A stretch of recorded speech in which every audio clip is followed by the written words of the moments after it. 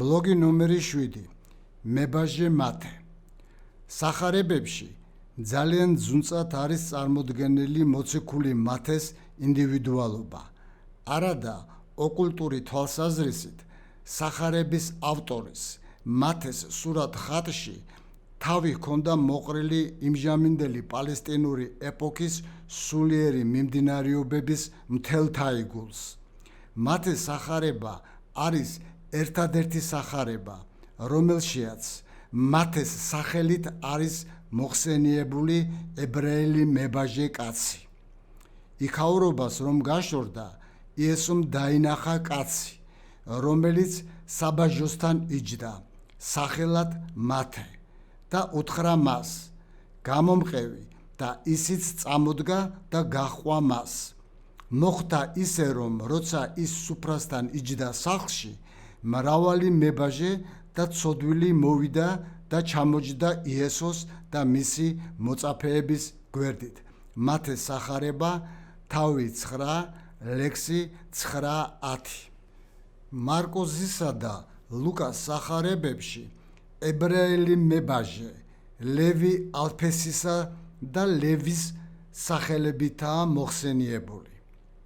გაიარა და დაინახა საბაჟოსთან მჯდომარე ლევი ალფესი და უთხრა, გამომყევი მე. ისიც ადგა და გაჰყვა მას.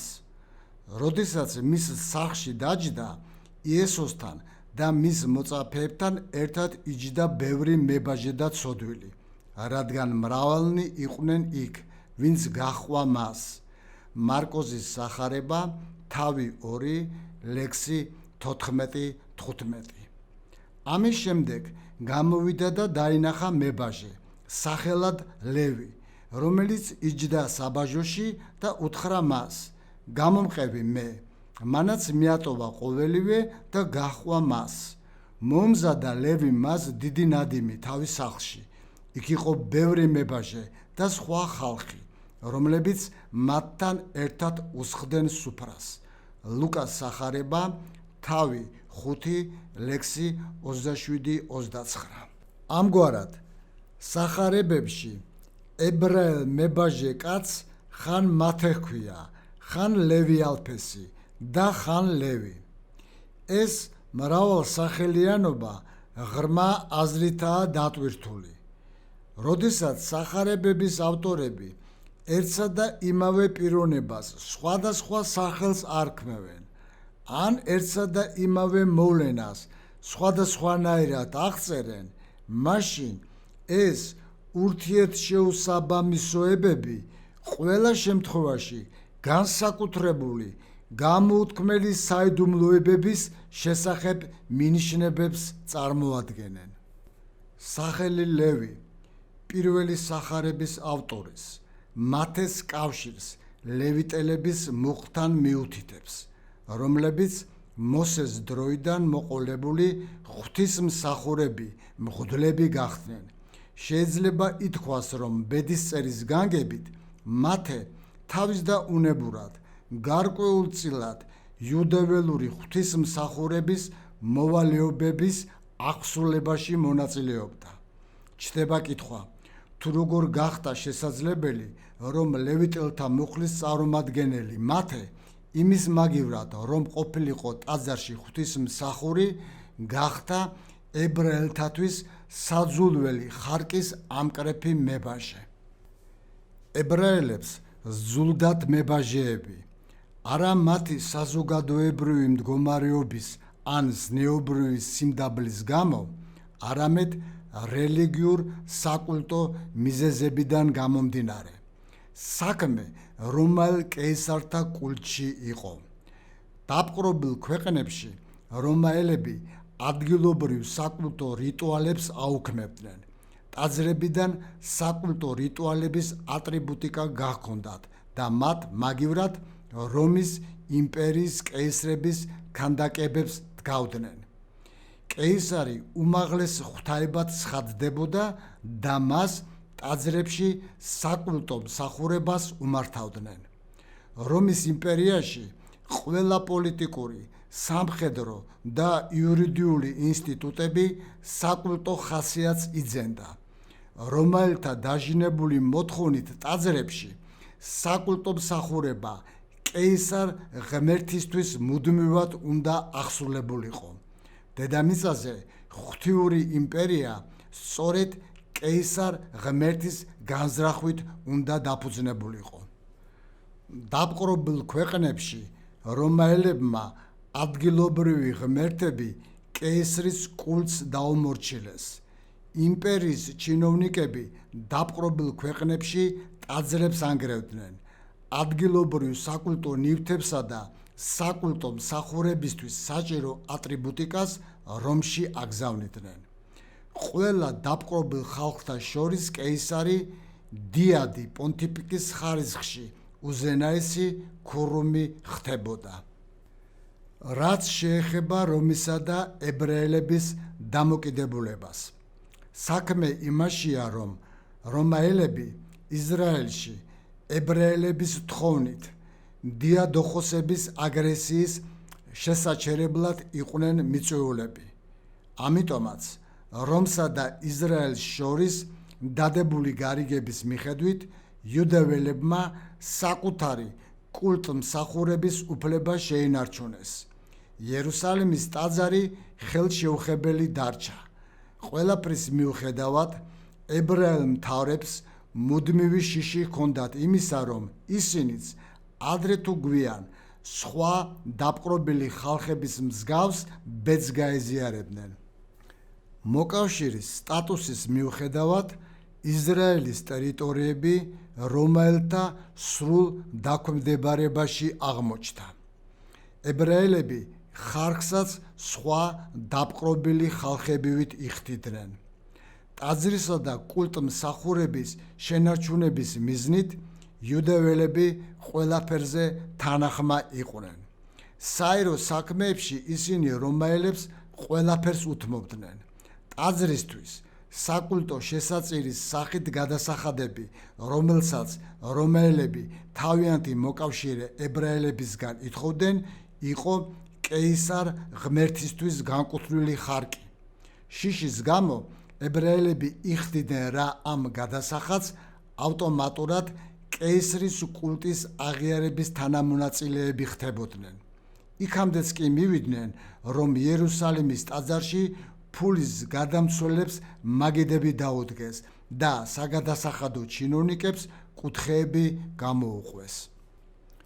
იუდეველთა ელიტა ერთდროულად ორ ღმერთს, იახვესა და კეისარს ემსახურებოდა.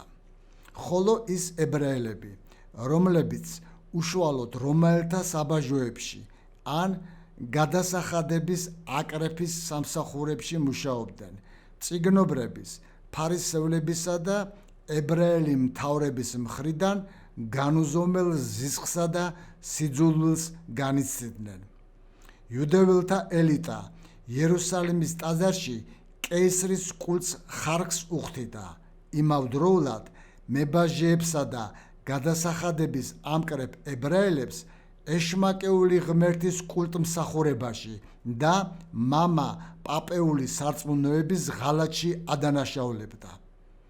ორმაგი მორალის მატარებელი ებრაელთა მთავრები სწორედ მებაჟეებისა და ხარკის ამკრებთა მიმართ საკუთარ დაბინძურებულ სინდის უდიდესი სიძულვილის გამოხატვით იწყნარებდნენ.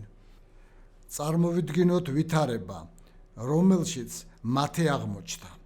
ღვთისმსახურ ლევიტელთა მოხლის წარმომადგენელი მათე კეისრის კულტ მსახურებისთვის ხარკის ამკრეფი რომის იმპერიის ჩინოვნიკი გახდა. იგი ებრაელთა ღმერთს იახვეს კი არა, არამედ კეისარს, ფულსა და მამონას ემსახურებოდა. ჩვენ წინაშია მათეს პიროვნების გამოცანა. რამაეძულა მათე კეისრის მებაჟე გამختარიყო და ამით თანამოძმეების მხრიდან გაუგონარი სიძულვილი დაემსახურებინა. კითხვაზე პასუხის გასაცემად მოვიშველიოთ რუდოლფ შტაინერის ლექციათა ციკლი, რომელიც ეზოტერულ ქრისტიანობას ეხება.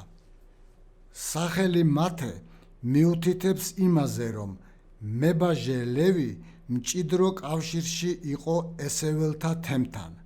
სახელი მათე დაახლოებით აღნიშნავს იმას, რასაც მათაის მოწაფე. თვითონ მათაი იყო ესეველთა ორდენის 5 მასწავლებელს შორის ერთ-ერთი. ეს 5 მასწავლებელია: მათაი, ნაკაი, ნეზერი, ბონი და ტოდა, რომლებიც თავის მხრივ ესეველთა ორდენის დიადი მასწავლებლის იეშუა ბენ პანდერის მოწაფეები იყვნენ. გვიანდელი ეზოტერული იუდეიზმის დიდი წინასწარმეტყველ რეფორმატორი იეშუა ბენ პანდერი ქრისტეს განკაცებამდე დაახლოებით 100 წლით ადრე ცხოვრობდა. იეშუა ბენ პანდირმა და მისმა 5 მოწაფემ მოამზადეს ის, რაც შემდეგ ქრისტემ აღასრულა.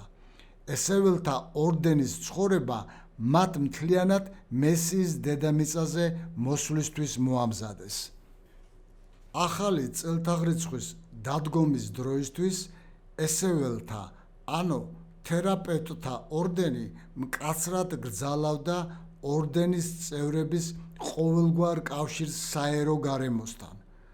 ორდენის საქმიანობა ყოველგვარ საერო სტრუქტურებისთვის და ფენებისთვის დახურული იყო. ესეველთა გარკვეული მოღვაწეობა პირველ რიგში ცნობილი გახდა ფილოსოფოსის ფილონ ალექსანდრიელისა და ისტორიკოს იოსებ ფლავიუსის წყალობით. მესიის მოლოდინზე საუბრისას პირველ რიგში უნდა ვიგულისხმოთ ესეველთა ორდენში და თემებში გაერთიანებული ადამიანები. გოლგოთის მისტერიის აღსრულების შემდეგ ქრისტიანობის საქადაგებლად სხვადასხვა ქალაქებში ჩასულ მოციქულებსა და მოწაფეებს ყოველგვარ დახმარებას სწორედ ესეველთა თემების წევრები უწევდნენ. მოციქულებთან ერთად პირველ ქრისტიანული თემების დამფუძნებლები სწორედ ესეველები იყვნენ. ესეველთა ცხოვრების წესები პირველ ქრისტიანთა თემების ცხოვრების წესდებებს დაედო საფუძვლად.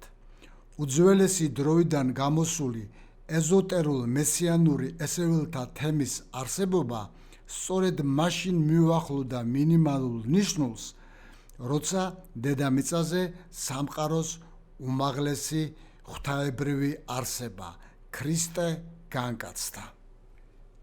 ესეველთა მესიანური მოლოდინი სავსებით გამართლდა. როგორც უკვე აღვნიშნე, კაცობრიობის წინ წაწეულ ნაწილში მუდამჟამ ცოცხლობდა ერთი წმინდა ჭეშმარიტება. ცოდნა იმის შესახებ, რომ ცოდვით დაცემის შედეგად მატერიალურ წყდიადის ყოფიერებაში ჩაძირული კაცობრიობა დედამიწაზე განკაცებული მესიის წყალობით ხელახლა მიაპყრობდა თავის მზერას, სულიერი სამყაროს სხივთ მომფენ შუქის ბრწყინვალებას. ესეველთა მისია იმაში მდგომარეობდა, რომ ქრისტეს განკაცებამდე კაცობრიობისათვის ამ სხივთ მომფენი სინათლის ბრწყინვალება არ ჩამქრალიყო და ადამის მოდგმა თავიდან ბოლომდე წყდიათში არ ჩარჩენილიყო. წმინდა სინათლის ჩირაღდანის შესანარჩუნებლად ესეველები ასკეტური ცხოვრების წესს ემორჩილებოდნენ, რაც იმას ნიშნავდა, რომ ესეველთა საკვები, სასმელი, განჟეთი ცხოვრებისეული ჩვეულებები ყოველიმე იმას გამორიცხავდა, რაც ადამიანის მშვენიერ სულიერ საწყის ღრმად ზირავდა სხეულებრივ მატერიალურში. ესეველები ქალაქებიდან მოშორებით თემების სახით ცხოვრობდნენ. მათ მიერ მოწყობილი კოლონიები მკაცრ ცხოვრების წესს ემორჩილებოდნენ. ასწავლიდნენ ადამიანებს და მკურნალობას სახალხო მეთოდებით ეწეოდნენ. ესეველები იარაღს არ ატარებდნენ და ფულთან არავითარი ურთიერთობა არ ჰქონდათ. ფულთან ყოველგვარი კავშირი ესეველისთვის დედამიწისეული მატერიით წაბილწვას ნიშნავდა. ზემოთქმულის გათვალისწინებით, მებაჟე მათეს ინდივიდუალობა უდიდეს ინტერესს იწვევს იმ თვალსაზრისით, რომ მის პიროვნებაში ერთდროულად ურთიერთგამომრიცხავი პრინციპები იყო დავანებული. ერთი მხრივ ესეველთა ორდენის წევრობა და მეორე მხრივ კეისრის მებაჟიობით გამოწვეული ინტენსიური ურთიერთობა ფულთან. ფილონ ალექსანდრიელის გადმოცემით, ეგვიპტეში ცხოვრებისას მოსე თერაპევტთა ორდენში იყო გაწევრიანებული, ხოლო მისი და მარიამი ქურუმი ქალის ხარისხში ორდენის საკულტო მსახურებაში იღებდა მონაწილეობას.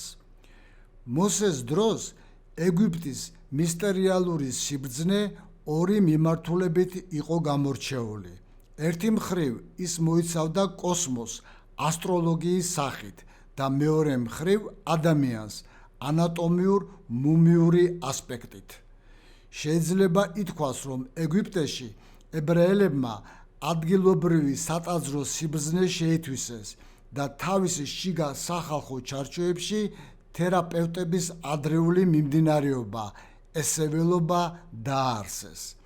ესეველთა სიბრძნე დაბადების, ბედისწერის, მემკვიდრეობის, ჯანმრთელობა ავადმყოფობის კანონების შესახებ სწავლებას მოიცავდა. ესეველთა სიბრძნე თავისი პირველი გამოცდის წინაშე წარსდგა ბაბილონში გადასახლების დროს, როდესაც იუდეველი ბრძენკაცები ბერძენ ქალდეველს და ბაბილონელ ბრძენკაცებს შეხვდნენ. ესეველთა განვითარების უკანასკნელ ეტაპზე უფრო მეტად მეცნიერული განშტოების ფრთიდან იეშუა ბენ პანდერის მოწაფეებს შორის გამოირჩეოდა მათფაი, რომლის სკოლის წარმომადგენელიც იყო მებაჟე მათე. მათეს სახარება ესეველური ხასიათითაა გამშვალული, რაც იმაზე მიგვანიშნებს, რომ მათე ნამდვილად იყო ესეველი მათფაის მოწაფე. ეგვიპტიდან მოუხმე ჩემს ძეს, მათეს სახარება თავი 2 ლექსი 15. სიტყვები ეგვიპტიდან მოუხმე ჩემს ძეს ნიშნავს მათფაის სწავლების მიმდინარეობას. მათეს სახარების ეს პასაჟი კიდევ ერთხელ ხაზს უსვავს იმას, რომ მათე მჭიდრო კავშირში იყო ესეველთა ორდენთან. ებრაელებისთვის ეგვიპტიდან გამოსვლა მონობიდან თავის დაღწევა იყო, მაგრამ იმავ დროს ისრაელმა ეგვიპტისგან ბევრი რამ ისწავლა. პირველ რიგში მათ თერაპევტთა სიბრძნე მიიღეს. სულიერ ასპექტში ებრაელები ეგვიპტელების მიმართ თავს გრძნობდნენ ისე, როგორც შვილი მამის მიმართ. მოსეს დროიდან მოყოლებული თერაპევტთა და ესეველთა ორდენებში არსებობდა ნათელი შემეცნება იმისა, რომ ეგვიპტის როგორც მამის დრო უკვე გაήλია და დაიწყო იუდეველი შვილების ხანა. ანუ სხვა სიტყვებით რომ ვთქვათ, შემოდიოდა ძის მეს პრინციპი და ისრაელი იყო სწორედ ამ მე იმპულსის განსაკუთრებული მატარებელი. ამგვარად ეგვიპტიდან გამოხმობილი იყო ძე. ეგვიპტეში ცხოვრების პერიოდში თერაპევტთა საშუალებით ებრაელებში, კერძოდ ესეველთა ორდენში ეზოტერული სიბრძნე ჩაიღვარა. ეგვიპტურ ვარსკვლავური ადამიანის ანატომიურ-მუმიური სიბრძნე ებრაელებში მემკვიდრეობით სიბრძნეში ტრანსფორმირდა. ეს ეზოტერული სიბრძნე მამობრივი სტადიიდან შვილობრივზე გადავიდა. იუდეველების წინაშე დადგა ამოცანა, რომ მემკვიდრეობითობის სიბრძნეზე აქცენტირებით უნდა მომზადებულიყო დედამიწაზე მესიის განკაცება. ისრაელს ყველასგან დამოუკიდებლად უნდა განეხორციელებინა მესიის განკაცება. ამიტომაც ისრაელს ეგვიპტელებისგან თავიანთი ამოცანისა და შემეცნების ცოდნა უნდა მიეღო, რაც თავის მხრივ თერაპევტების საშუალებით განხორციელდა.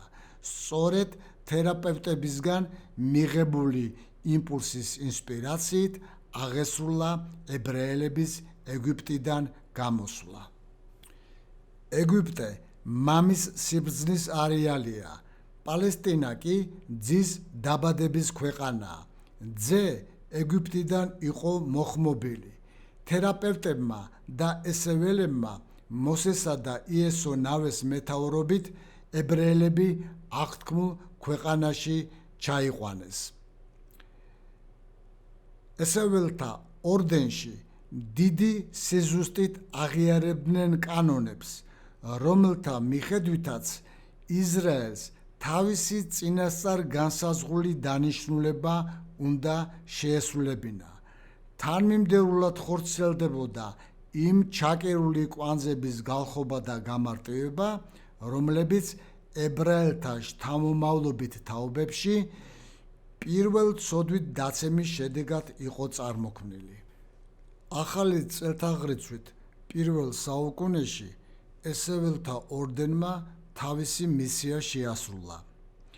ესეველთა ორდენის წევრები პირველ ქრისტიანთა რიგებში აღმოჩნდნენ, მაგრამ იყვნენ ისეთებიც, რომლებსაც ქრისტეს განკაცების შემდეგადაც სურდათ ორდენის შენარჩუნება, რის გამოც ადამიანთა ეს ჯგუფები ჭეშმარიტ ესეველებად აღარ ითვლებოდნენ.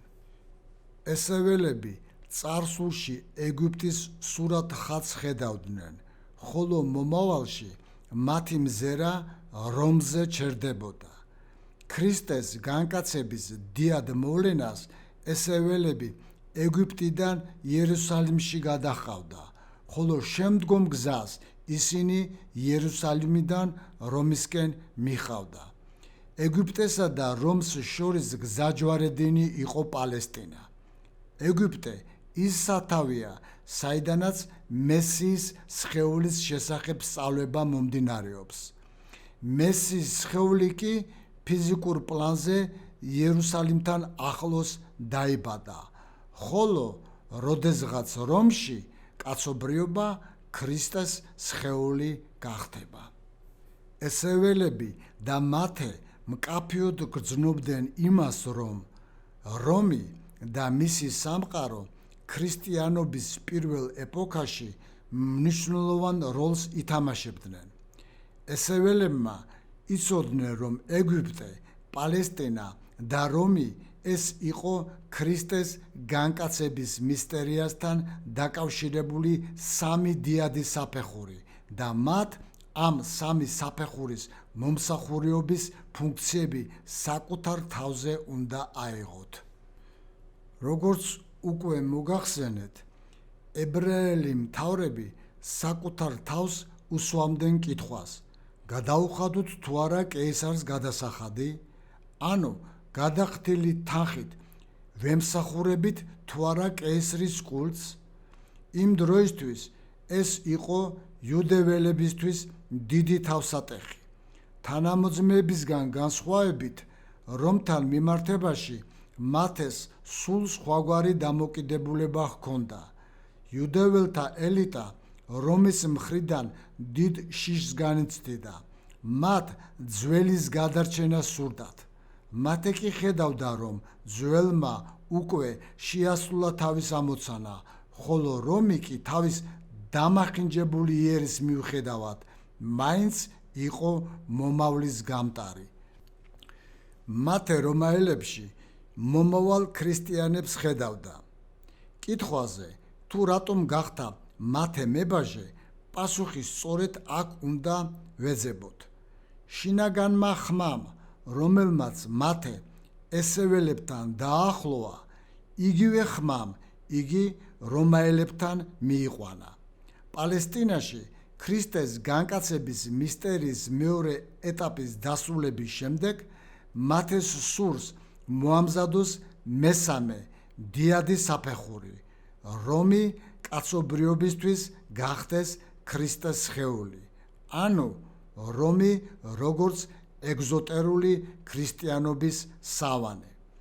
რასაკვირველია, ესეველები და მათე მშვენივრად არჩევდნენ რომის იმპერიის ეშმაკეულ დემონურ იერს და ფარისევლებისგან განსხვავებით კეისრის სურათ ხატის წინაშე შიშით კი არ წწოდნენ, არამედ ადამიანების ეშმაკეულისგან განკურნას ახორციელებდნენ.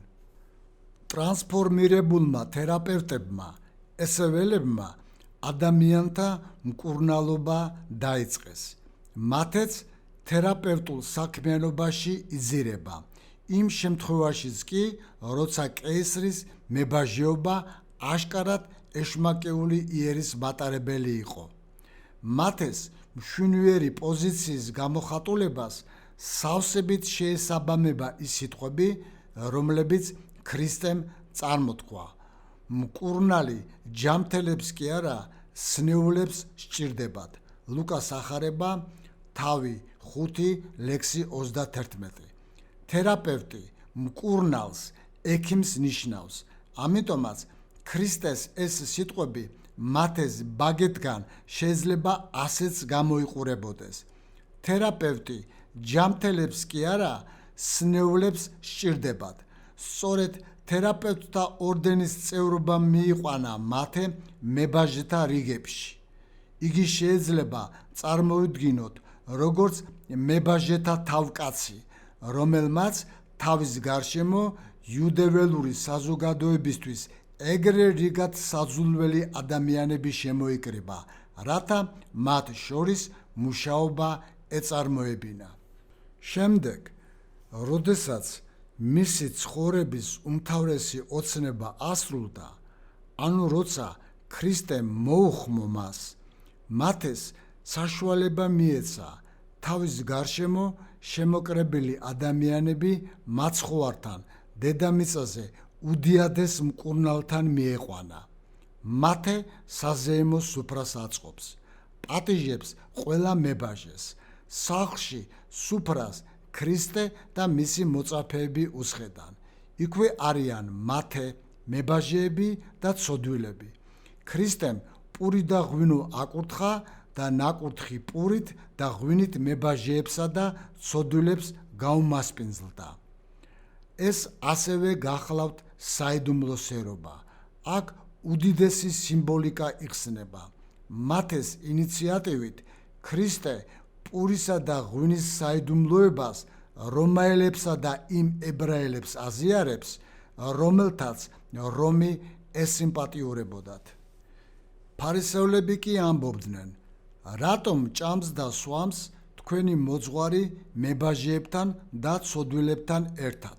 მათეს ახარება 9:4. ფარისევლების უკმაყოფილება მორალური ხასიათისა კი არ იყო, არამედ საკულტო დატვირთვას ატარებდა.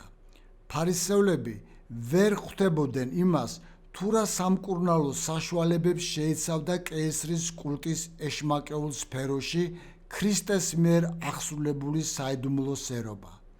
ფარისევლებს სიკვდილივით ეშინოდათ კეისრის საკულტო სფეროსთან მიახლოებაც კი, მაგრამ ქრისტე, როგორც დედამიწაზე უდიადესი მკურნალ თერაპევტი, თავისი ღვთიური არსით იქ შეკრებილ მებაჟეებსა და ცოდვილებს ეშმაკეულისგან ათავისუფლებს. ფარისევლებს კი თერაპევტის სახელით მკაცრ პასუხს გასცემს. მკურნალი ჯამთელებს კი არა, სნეულებს სჭირდებათ. გოლგოთის მისტერიის შემდეგ ის, რაც პეტრემ რომში აღასრულა, მათემ ჯვარცმამდე ვიწრო წრეში გააკეთა. პეტრე კეისართა ეშმაკეულ დედაქალაქში გაემგზავრა. იგი ქრისტეს დავალებას ასრულებდა.